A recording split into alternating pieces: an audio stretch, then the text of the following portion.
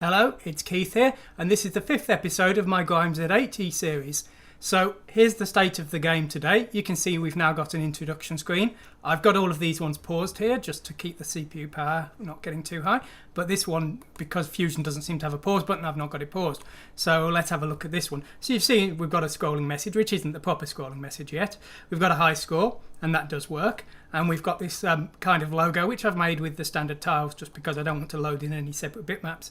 And you can see that the graphics are working on all the different systems, even the poor old TI-83, which isn't too readable, but it is working. I still need to make some nice sprites for the TI-83, but it's actually the same bitmap on all the systems. It's just been repositioned on the smaller screens and put in the center on the larger ones. So let's have a look at the actual game.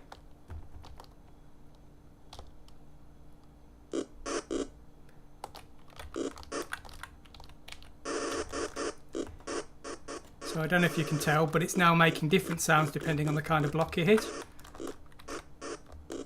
We can now shoot the invaders to get extra points, and the descenders.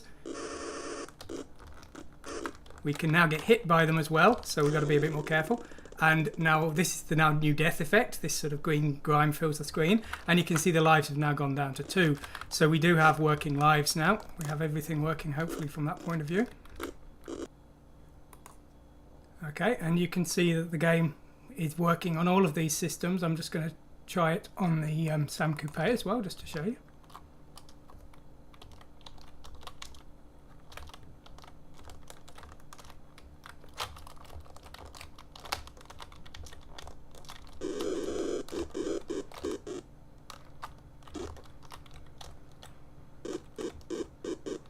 Now the pitches aren't the same with the sound effects, but that's just because I've not done enough work on the Chibi sound effect program I've written, so that's not something that's within the scope of this project. I'm just trying to make things sound roughly acceptable. They don't have to sound identical. And when you run out of lives, you go back to the front screen. So things are generally progressing quite nicely. A few other small tweaks have been made to it. We'll go over the code in a moment and have a look at them. One of the main ones that I did today was I just made a tweak to the code that does the fonts. This is based on my tutorial fonts. Before, the colour that it was using was not standard across the systems. Now it's using the top colour, colour 3 on the 4 colour systems and colour 15 on the 16 colour systems, and that just gives some consistency with regards to using the same palette and getting the same effect on all the machines. So that's a slight change I made today, but there's been plenty more substantial changes. Let's have a look at the code.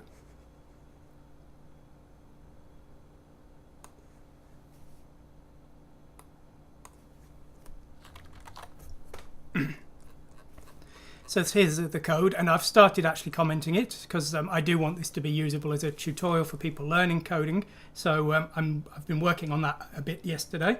I've been doing it a bit more again this morning, and I'm going to be doing some more over the next couple of days, so that by the time that the game is finished, all of the code will be properly documented so that people can understand it. So here's the title screen code, and we've got a bitmap called title pick, which is defined at the bottom, which we'll have a look at in a moment.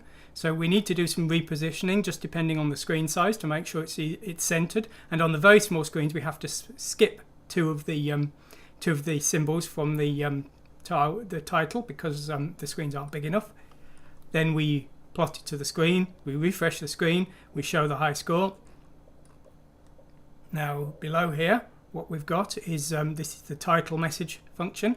We've got a scrolling title message, which is just currently hello, how are you, blah blah blah.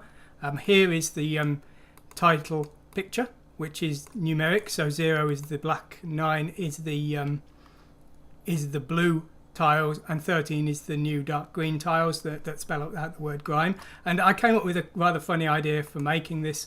If I just show you my sprite editor here, if I just load in the title here, now you'll see I've actually mapped the colours here, and if I turn off spectrum mode, you can see this is actually the title pick in here. And the reason I've done it in my sprite editor is I know something quite strange about my sprite editor, so to speak. If we just have a look at when it does its saving, it actually saves as a text file, and those text files are actually in CSV format. And so all I did is I copied this text here, put DB at the start, and that is the data definitions of this. So I'm just exploiting a quirk of my sprite editor. I use CSV because it's very easy to program the parsers for. XML and things very complex to write a parser, whereas CSV, I've written CSV parsers in every language you can imagine, and you know, if one day I wanted to import the files into assembly or something, then it makes it very easy for me to do that. So that's why I used CSV when I was designing it, and it has had a quirky benefit that it allowed me to create this tile map quite nicely here. So there we go. I've been doing some changes to the fonts, obviously, but that's all sort of extra. So anyway, sorry.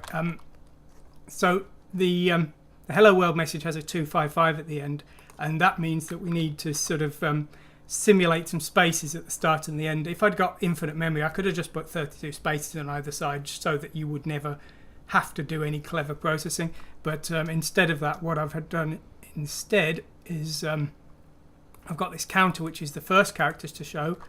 And if the first character is over 32, then we have to skip some characters.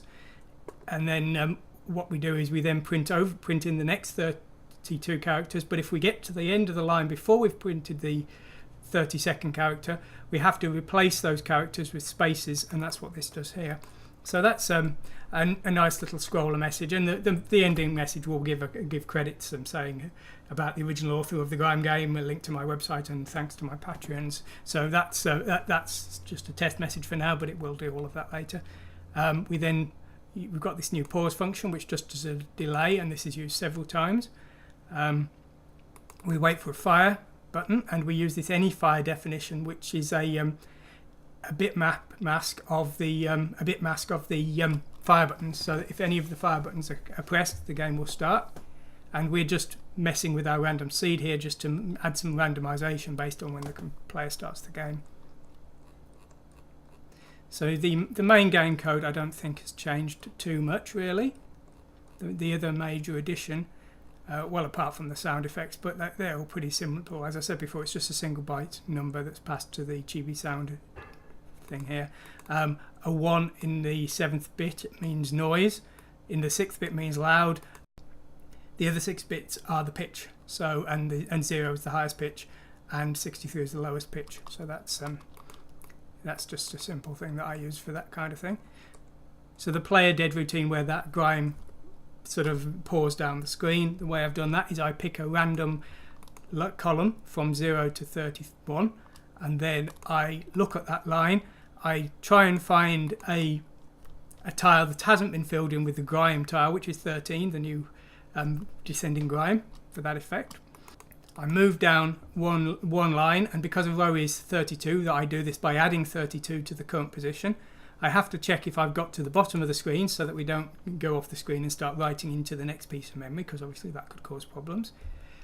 If I find a spot, then I just set it to 13, and that has the effect of making the grime descend. And then I update the sound here. Now, once the loop is designed to run 1,000 times, but once that's done, there's every possibility that actually it won't entirely have been filled, so I just cheat and fill it all in here, so that if the grime never reached the bottom, well, it'll look like it did, and it just gives a nice effect. I then show the game over message. I use the binary coded decimal comparison command that I did in my advanced series tutorials, so that's reusing that code again. And there we go. I mean, really everything else is pretty much just a slight improvement on what you saw yesterday. I don't think there's a few extra bits regarding collision detection and things, but basically it's all the same apart from that. So there we go. Well, what's to come next? Well, let's have a look at my to-do list.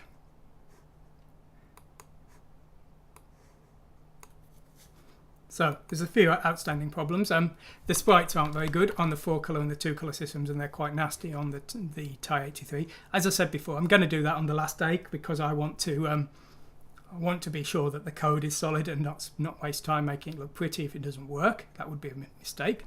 So the proper sprites will be on the last day. Sprite animation is what I want to do next. I'm going to try and have 2 frames of animation and have the grime kind of wobble and things to give it a bit of animation. That should be nice. There's the ZX Spectrum does have sound, however it's not particularly good, It uses the internal beeper speaker, which uses all of the CPU power while it's running.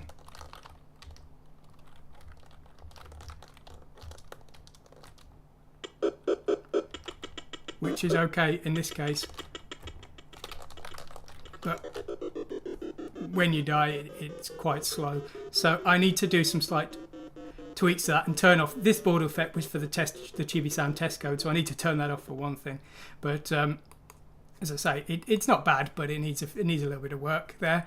The speed in general needs to be balanced out. There's an artificial delay on the game loop still, and on some of the systems that delay should probably be a little bit faster, and on some of the systems that delay simply shouldn't be there, I suspect. So we just need to have a look at that. That's important. Now you'll notice that the border on the window on the Amstrad CPC and the game on the master system, it's got a blue border. And on the Spectrum it's got the grey border. I'm not setting the border colour yet, so that's just a little tweak I need to do there. And just in general, I'm going to be going through, doing more code comments, fixing a few bugs. I did notice today, I thought I had a working pause button, but it seems I do not. Let's see what happens here. If I start the game. Now the idea was if you press... Oh, it does work on that one. It works on that one. It actually crashed on the other one. I tried it on earlier, so there's maybe some kind of bug in that. I suspect there's a push without a respective pop or something. But anyway, as I say, there's obviously going to be a few bugs left in it, and the colours still aren't right on the 4-colour systems. But again, that's the cosmetic stuff. I'm willing to leave that to the last day. I want to get the nice features in. That I want the animation and the important features that really can't be done without, and then I'll spend the last day tweaking it, making it look nice.